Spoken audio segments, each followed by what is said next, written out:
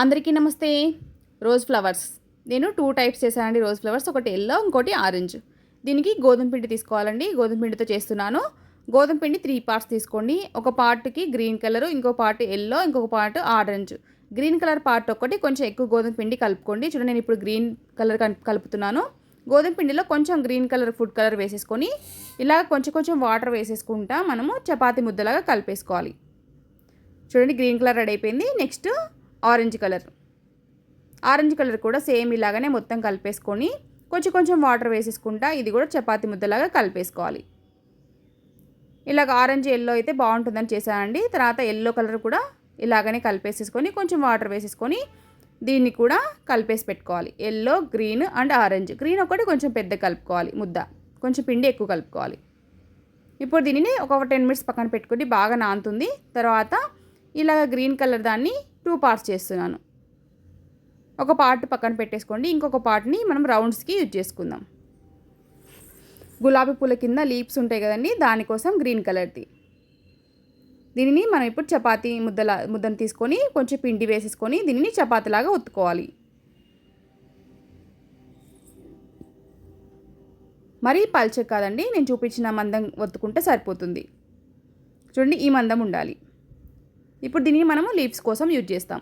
ఇప్పుడు కట్టర్స్ అండి, 3 కట్టర్స్ తీసుకుంటున్నాను. సర్కిల్ ఉంటాయి కదండి మనకు రౌండ్వి, లేకపోతే ఇంట్లో క్యాప్స్ అయినా స్టెప్ బై స్టెప్ ఉన్న సైజు ఉన్న కట్టర్స్ తీసుకోండి. క్యాప్లు ఉంటాయి కదా, అలాగా అంటే ఒకటి పెద్దది, మీడియము, చిన్న క్యాప్లు, అలాగా మనకి వాటర్ బాటిల్ క్యాప్స్ కూడా యూజ్ చేసుకోవచ్చు. ఇలా ఒకవేళ మీ దగ్గర బిస్కెట్ కట్టర్స్ ఉంటే పర్లేదు.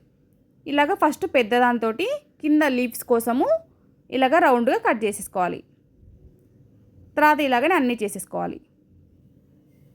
ఇప్పుడు దీన్ని పక్కన పెట్టేసుకొని ఇప్పుడు ఆరెంజ్ కలర్ది మనము లోపల పెటల్స్ కోసం రెడీ చేసుకుందాం.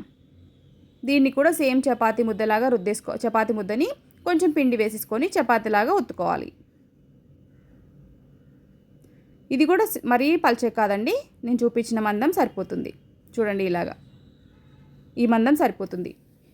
ఇప్పుడు దీనికి మనం మీడియం ఒకటి, చిన్నది 2 ఉంటాయి కదండి, ఆ 2 చేసుకోవాలి. ఇప్పుడు మీడియం దాంతో కట్ చేస్తున్నాను. ఇలాగ మీడియం కట్ చేశాక చిన్నది కూడా కట్ చేస్తున్నాను.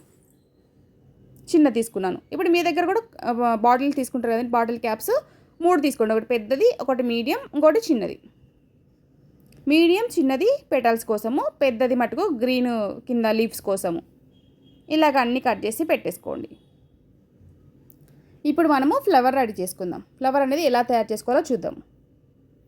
మనం ఇందాక కట్ చేసి పెట్టుకున్న గ్రీన్ కలర్ తీసుకొని ఒక చాక్ తీసుకొని చూడండి, ఈక్వల్గా మనము ఆపోజిట్ ఇలాగా లీవ్స్ లాగా కట్ చేసుకోవాలి. ఎదురెదురుగా కట్ చేసేసుకోవాలి. ఇట్లా 4 లైన్స్ కట్ చేసుకోవాలి. తర్వాత మనము మీడియంది మధ్యలో పెట్టుకోండి అలాగా. తర్వాత చిన్నది ఉంటుంది కదండి, చిన్నది కూడా అలాగ పెట్టేసుకొని ప్రెస్ చేసుకోవాలి. మిడిల్లో ప్రెస్ చేసుకొని ఒక హోల్ వేయాలి. హోల్ వేసాక మనం గ్రీన్ కలర్ తోటి కింద కాడ అంటే తొడిమ అంటారు కదా, కింద పట్టుకోవడానికి కాడ, దాన్ని ఇలాగా చేసేసుకొని రోల్ చేసుకుంటే మనకి స్టిక్ లాగా వస్తుందండి. దాన్ని మనము కింద హోల్లోంచి పైకి పెట్టేసుకోవాలి. చూడండి, నేను చూపించిన విధంగా చేయండి. అప్పుడు కింద మనకి తొడిమ అనేది వస్తుంది. మనకి గులాబీ పువ్వుకి కింద ఉంటుంది కదా తొడిమ, అది ఇలాగా పెట్టేసుకోవాలి. బ్యాక్ సైడ్ కొంచెం ప్రెస్ చేయండి. నేను చూపించిన విధంగా ఇలాగా మనకి గులాబీ పువ్వుకి కింద కొంచెం దొడ్డుగా ఉంటుంది కదా, అలాగా వచ్చేలాగా ప్రెస్ చేసుకోవాలి. చూడండి, గులాబీ పువ్వు రెడీ అయిపోయింది. బ్యాక్ సైడ్ చూడండి, అలాగా ప్రెస్ చేసుకుంటే మనకి విడిపోకుండా ఊడిపోకుండా అన్నీ స్టిక్గా ఉంటాయి. ఇలాగ మీకు ఏ కలర్ నచ్చితే ఆ కలర్ తోటి మనం గులాబీ పూలు రెడీ చేసుకోవచ్చు. నేనైతే ఆరెంజ్ అండ్ యెల్లో చేస్తున్నాను అండి, 2 కలర్స్. ఇప్పుడు మొత్తం చేసేసాను. Orange colour same, yellow colour కూడా ఇంతే సేమ్. యెల్లో కలర్ కూడా మళ్ళీ ఇలాగనే చపాతీ ముద్దని తీసుకొని కొంచెం పొడి పిండి చల్లుకొని సేమ్ చపాతీలాగా ఒత్తుకొని, మరి పల్చగా కాకుండా నేను చూపించిన మందం ఒత్తుకొని ఇలాగ మీడియంది, ఇంకోటి చిన్నది ఇలా కట్ చేసేసుకోవాలి కట్టర్ తోటి. ఇలాగ అన్నీ కట్ చేసేసుకొని మళ్ళీ ఎక్స్ట్రా పిండిని కూడా సేమ్ ఇలాగనే అన్ని ఫ్లవర్స్ అయ్యేదాకా కట్ చేసి పెట్టుకోండి. ఎక్స్ట్రా పిండి తీసేసుకోండి. చూడండి, ఇప్పుడు యెల్లో ఫ్లవర్ కూడా సేమ్ ఇంతకు ముందు లాగానే చేసుకోవాలి. సేమ్ కింద లీఫ్ని కట్ చేసేసుకోవాలి.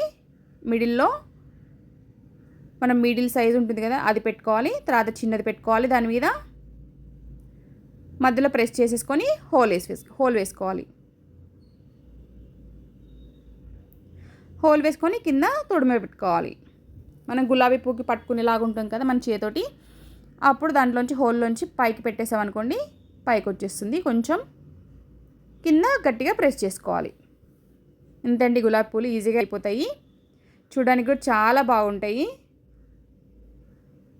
దూరం నుంచి చూస్తే అంటే ఆర్టిఫిషియల్ ఫ్లవర్స్ ఏమో అనుకుంటారు, అంత అందంగా ఉంటాయి ఇవి ఆయిల్లో వేగాక. చూడండి ఇది ఎల్లో కలర్ ఫ్లవర్ కూడా రెడీ అయిపోయింది.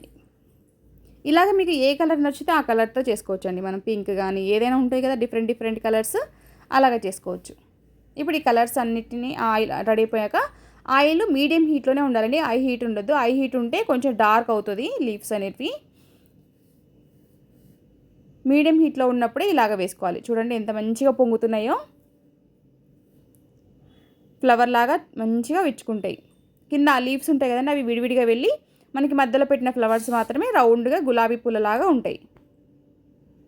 బాగా క్రిస్పీగా అంటే బాగా గోల్డెన్ కలర్ రావద్దండి, క్రిస్పీగా మీడియం ఫ్లేమ్లోనే కాల్చుకుంటూ ఉండాలి. క్రిస్పీగా అయినప్పుడు మనం తీసి పెట్టుకోవాలి. మరి డార్క్ కానివ్వకండి, మీడియం ఫ్లేమ్లో అయితే మంచి క్రిస్పీగా అవుతాయి. కొంచెం క్రిస్పీగానే మనం తీసేసుకోవాలి. చూడండి నేను చూపిస్తాను. ఇట్లా మనకి మంచిగా అంతా మంచిగా వేగాయి అన్నప్పుడు తీసేసుకోవాలి.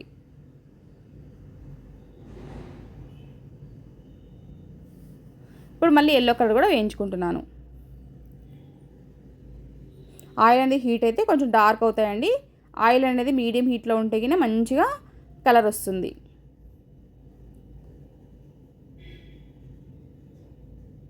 వీటిని కూడా సేమ్ అలాగనే వేయించుకోవాలి.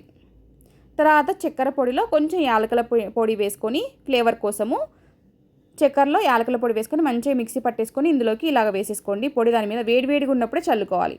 అప్పుడు ఏమవుతుందంటే ఆ వేడికి చక్కెర అనేది బాగా మెల్ట్ అయి పడుతుంది, వాటికి కరిగిపోతుంది కూడా వేడికి. మీకు ఎక్స్ట్రా ఒకవేళ చక్కెర దాని మీద నిలబడి ఉందనుకోండి, చిన్న బ్రష్ ఉంటుంది కదండి, దాంతో ఇలా అనేసుకుంటే చక్కెర అంతా వచ్చేస్తుంది. కొద్దిసేపటికి మంచిగా చక్కెర అనేది వేడికి కరిగిపోయి ఇలాగా నిలబడిపోతుంది దాని మీద. మీరు ఒకవేళ ఇలాగా లేదనుకుంటే మీరు చక్కెర పాకంలో అయినా వేసుకోవచ్చు వీటిని. ఇంతండి రోజు గులాబీ పూలు రెడీ అయిపోయాయి. చక్కెర పాకం అంటే మనం ఇట్లాగా తీగ పాకం వచ్చినాక ఇవి అందులోకి వేసేసుకొని తీసుకోవడమే. Thank you for watching.